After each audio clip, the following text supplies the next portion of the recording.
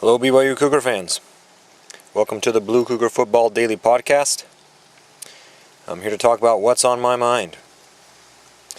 Of course, I still got a lot of BYU Utah on my mind and the passing situation. Also, we'll talk about getting to 6 wins for the bowl. And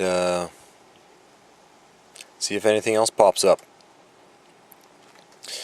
Alright, let's dive straight into the passing game, because this is a monstrosity.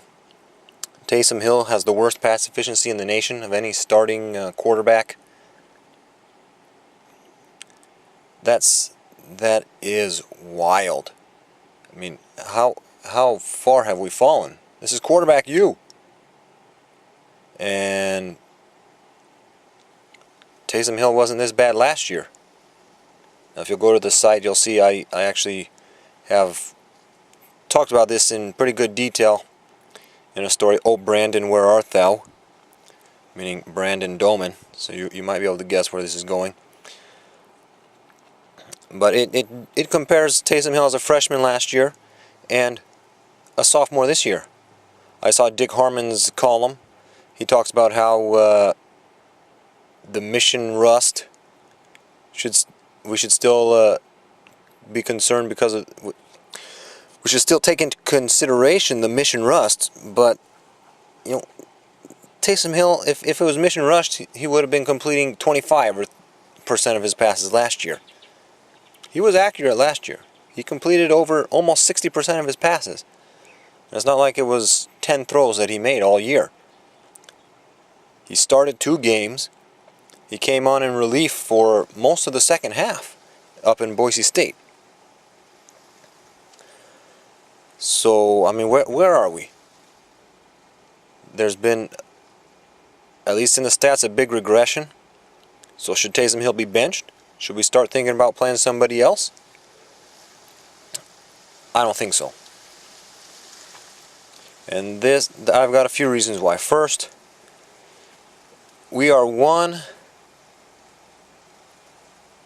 not even one completed pass, but one just dropped pass away from being 2-1, and we're not even having this conversation. I guarantee it. That pass at Virginia with Jamal Williams slipped right through his hands. If that had just bounced off his hands down to the turf, BYU still wins the game. And we're sitting at 2-1. Sure, we're upset. We lost to Utah. Yeah, his stats aren't that great, but we're making up for it on the ground. We'd still beat Texas. Texas looks like they've turned it around. So we're just one little pass away from being 2-1.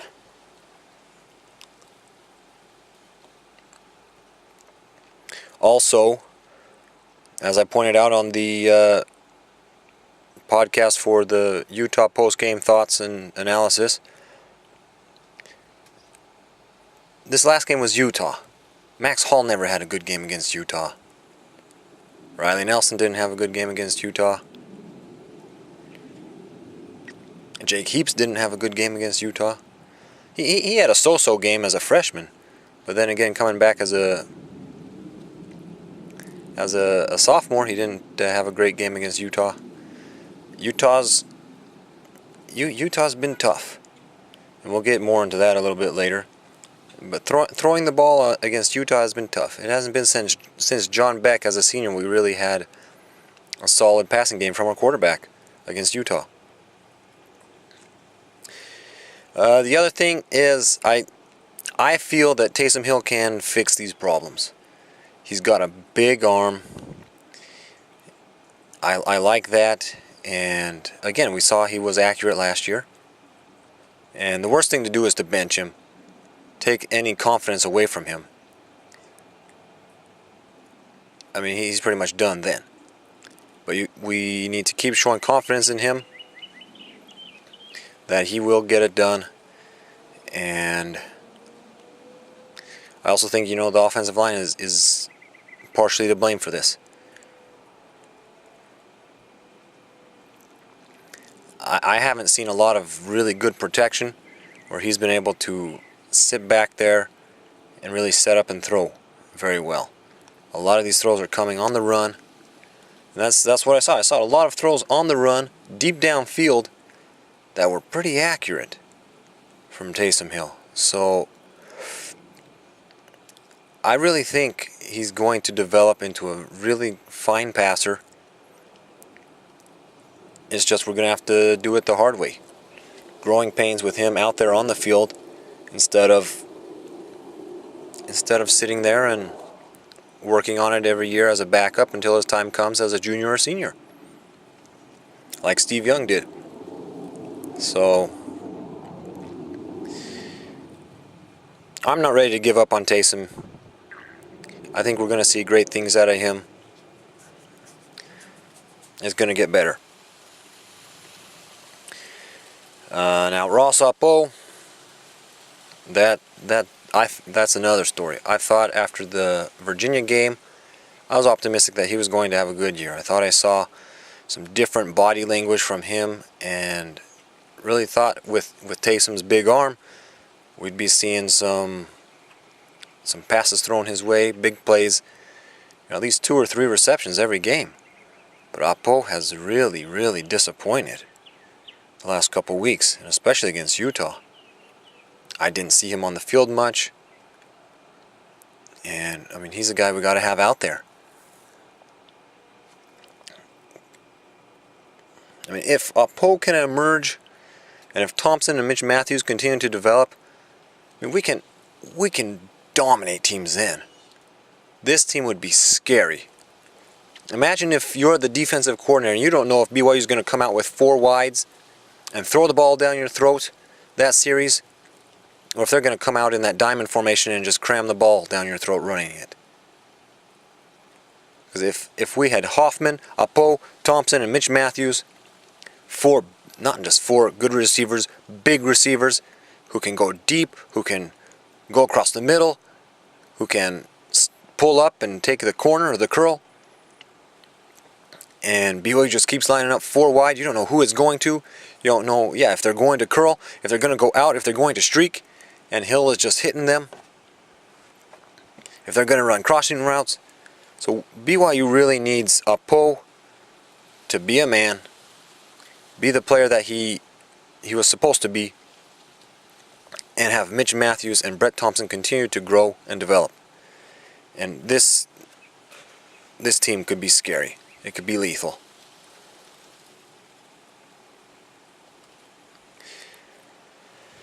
All right, let's get into this Utah stuff a little bit more.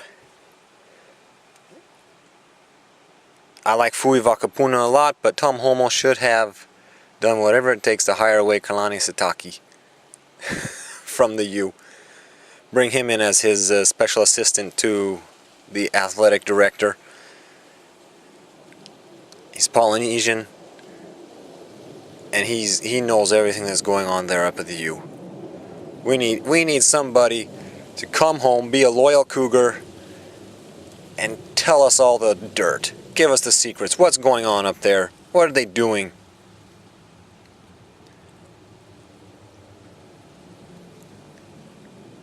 Not just for the Polynesian community, but for beating us on the field. Now, all of this wouldn't be happening, though, if Lavelle Edwards had just not let Fred Whittingham get away. I've said it before many times. I'm going to stick to it.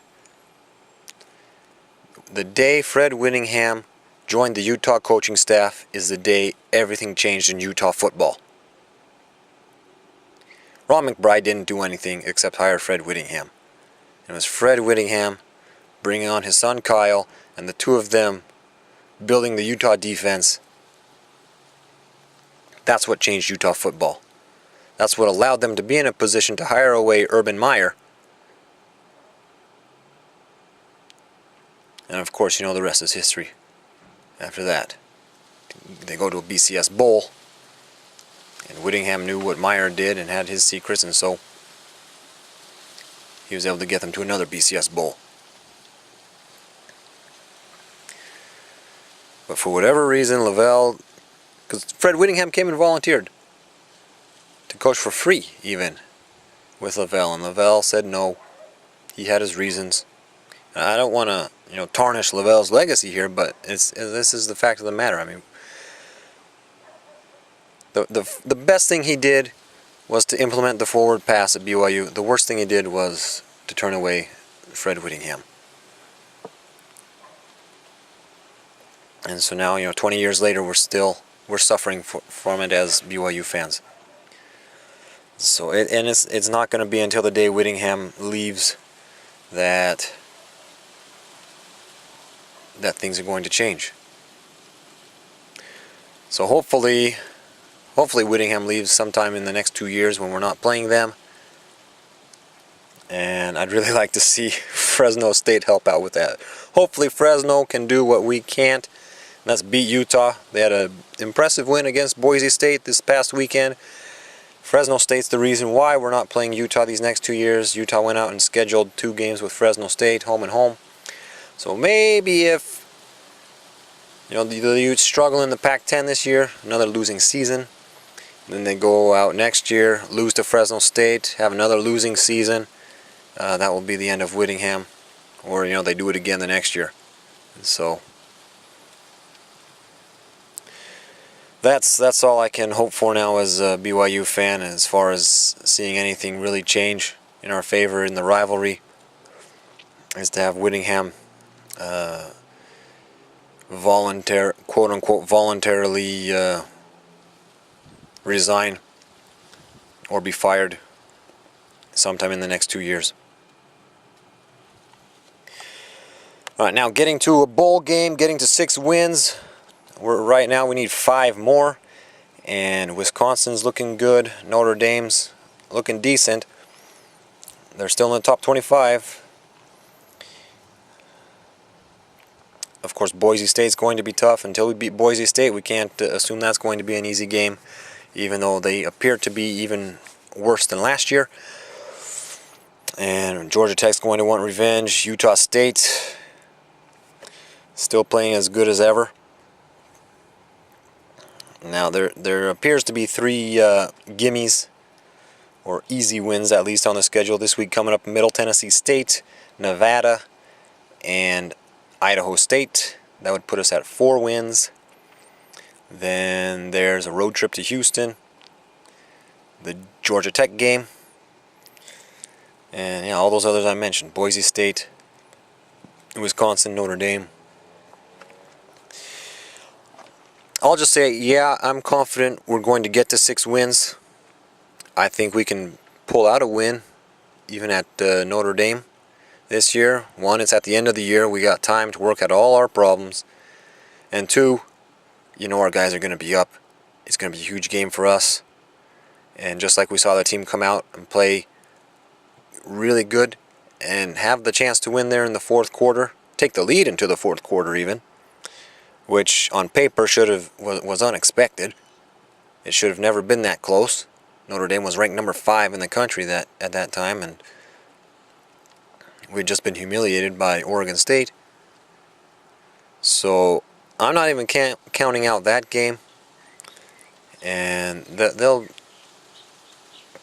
Georgia Tech will definitely have revenge on their minds. Again, if we've been losing games and we're struggling to stick around 500, that I expect us to come out and shut down that option again against Georgia Tech, and we'll run a completely different offense than we did last year against them, and they won't know what hit them. They'll leave Provo just as disappointed as they were when we left Atlanta last year. So I believe we're going to get to 6 wins. We'll make the bowl game. The Boise State game, that's another game we really want bad, and we've got a whole month to work some things out. And Utah State, the last 2 years have been 2 of their best teams ever, and we still managed to beat them. So it'll probably be another tough game, but we seem to still be able to pull out those wins against Utah State.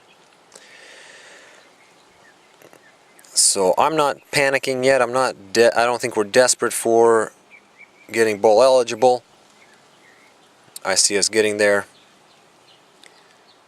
Might not be super easy. And yeah, we might go into November still looking for 1 or 2 wins. But we'll get there. We'll get there and hopefully finish with a bang. With another bowl win. And guarantee a winning record.